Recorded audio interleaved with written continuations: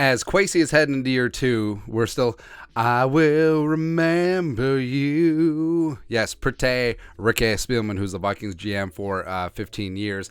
The whole, the Rick era of him trading down 17,000 times, always getting his 12 picks, getting all the 7th rounders, all that stuff, right? So, yeah, Spielman, back in the day, he is the general manager that a lot of younger fans grew up with, but it sort of is what it is. And his second offseason as a civilian, like him, working for CBS Sports, doing up some content for the 33rd team as well, him going to pro days. Look at that power stance, by the way. We're in the Skechers with the art support. Now, I make fun of those shoes, like, what are those? But I have found that as I've gotten older, I've gotten away on fashion with shoes. I mean, there's a reason why all the J's are up on the mantle here, going for comfort. Like, the most comfortable pair of shoes I have right now are a pair of Asics. I can't go with the crispy New Balances yet, but we're getting there. Anyways, long story longer. Pretty Rick Spielman and Mike Tannenbaum, former GM of the Jets and de facto GM of the Dolphins, they did up a mock draft of GMs. Former NFL execs give first round predictions, and it's pretty good. So they go back and forth, and of course Spielman gets the Vikings pick, so let's dive on in. So the Panthers, Bryce Young, yes, makes sense. Young is the most complete quarterback in this draft, on and off the field. Love it. Love it, love it, love it. 2 Texans taking up Will Anderson. So they don't go quarterback. D'Amico Ryans gets himself a centerpiece in terms of being a premier edge rusher. Tannenbaum going down that route. The only thing I don't like about this site is that it has all these automatic playing videos. And there's like 75 of them. 3, Tyree Wilson. So only one quarterback in the top 3. So Tyree, Spielman makes his pick, betting on traits, betting on all that stuff. So, I mean, it's sort of like Danielle Hunter coming out of LSU, 3rd round pick, number 88 overall. Only 4.5 career sacks in Baton Rouge. But, I mean, this is Tyree Wilson at 3. Gamble. Colts at 4. This is Tannenbaum going CJ Stroud, etc. 5, the Seahawks. Spielman making this pick. Jalen Carter stops his draft day slide. So you could easily go. So the top 2 edge rushers off the board. I mean, Jalen Carter makes sense in this spot as Seattle's rebuilding its front 7, but you could go Anthony Richardson here. You really could. Or Will Levis. 6, Spoon going to the Lions. 7, the Raiders. So Spielman pick another first-round cornerback, which he had a propensity to do with the Vikings. So Gonzo is gone. He's off the board. He goes to the Raiders. I like that a lot. 8, Falcons taking Myles Murphy. I think this is one of the higher spots that I've seen in Myles Murphy, but I wouldn't be mad at it. This is Mike Tannenbaum's pick. Also, Tannenbaum is the one who said, like, whoa, Hendon Hooker could go 5 to the Seahawks. I don't know, man. 9, you got the Bears. So Spielman, who used to be was a long-time area scout for the Bears back in the day, but he goes Skoronski, keeping the local product from Northwestern and going from Evanston down to, actually, is it Evanston? Yeah, whatever. Chicagoland guy. There you go. 10. Eagles taking Van Ness. Yes, love it. Now remember, Levis and Richardson are still floating out there on the board. Same thing with Hendon Hooker, who, again, Mike Tannenbaum was talking about as a first-round pick, all that stuff. 11, Tennessee Titans taking Paris Johnson. So they pass on quarterback. They pass on Levis. They pass on Richardson. Spielman goes with the tackle, Paris Johnson, replacing Taylor Lewan. Okay. 12, Texans. So Texans gamble not taking a quarterback at 2. That pays off. They get the quarterback at 12. Tannenbaum taking Will Levis in this spot. He heads down to Houston. 13, the Packers taking Jackson Smith and Jigba. Now, a lot has been made. It's like, oh, the Packers got the pick swap. They're with the Jets. But, I mean, this could be relatively important because JSN probably would be a target for the Patriots at 14. So the Packers they're finally getting a weapon for Jordan Love. This is a Spielman pick. Hey, Spielman, it's the Packers. Why don't you pick a punter or something, man? 14, Patriots, Darnell Wright. Darnell Wright's a dude, man. I really do love Wright.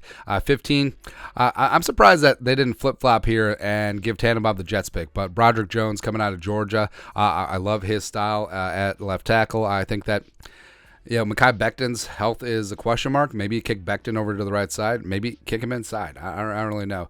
16, Dalton Kincaid goes to the commies. So he's the first tight end off the board. JPJ goes to the Steelers. I mean, Spielman's just like us. He loves the nostalgia picks. And Joey Porter Jr. going to the team that was his dad's team for a long time. Makes sense. Also, the Steelers do have a need at cornerback. Plus, since there was a run on offensive linemen, specifically offensive tackles, Steelers are SO in that spot.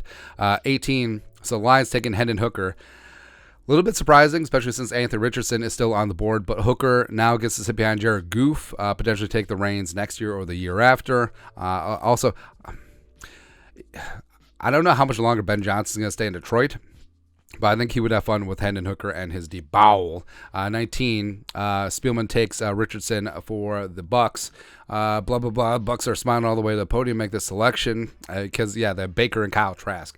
But Richardson obviously was already a draw in Gainesville. Now makes a little hop, skip, and a jump down the west side of Florida, down to Tampa Bay. And I think he's going to be a star this team is a ways away from competing, but at least they'll still have fan draw. At least they'll have interest with a potential future franchise quarterback who's already a star in the great state of Florida. 20, Seahawks back up on the board. So they already got Jalen Carter at 5. Now they get Emmanuel Forbes at 20. 21, Majan. So Spielman goes and gets running back. Spielman took a pretty good running back at number 7 in 2007. But then Spielman also spent a second-round pick on Toby Gerhart.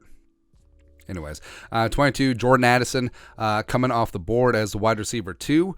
So Addison goes to the Ravens. That's a Tannenbaum pick. And then at 23, Quentin Johnston going to the Vikings. This is a Spielman selection. This is what he wrote. Cornerback was under consideration for this pick, of course, because, you're Spielman. All you did was draft corners no matter what. But Johnston was just too good to pass up for the Vikings. Johnston is a long, rangy, athletic receiver with great speed on the field. He also does an excellent job with the ball in his hands after the catch. The Vikings got Adam Thielen. Yeah, does Spielman take credit for Adam Thielen? The only reason he was a UDFA tryout here is because he was a local guy. But whatever. And also the Vikings had to get out from underneath Thielen's extension, which Spielman gave to him. So thanks. But still need a partner to go with Justin Jefferson. I'm surprised that he didn't thump his chest a little bit there. It's like, hey, yeah, I took Justin Jefferson. What? Making Johnston the right choice. And I do understand Quentin Johnston. He is a physical freak. Some of the drops are concerning. The lack of physicality at times are concerning. But I think the fact that he's going to feast against cornerback 2s with Jefferson in the mix, he's going to be that guy. So, Quentin Johnston wouldn't be a wide receiver 1, but he would be a phenomenal wide receiver 2, 3. And I understand the logic in this spot. Rest of it. So Dawad Jones, massive tackle going to the Jaguars. The Giants taking Deonte Banks. I would have considered Deonte Banks at 23 or Brian Branch, certainly, but, Michael Myers goes to the Cowboys, replenishing that tight end room. Zay Flowers at 27. Personally, I would have gone Zay ahead of Quentin Johnston, maybe even Brian Branch ahead of both of them, so it's whatever. But Zay stays in the Northeast, goes to Buffalo, pairs up with Stephon Diggs. Zay was another Spielman pick. Makes sense. Branch goes to the Bengals.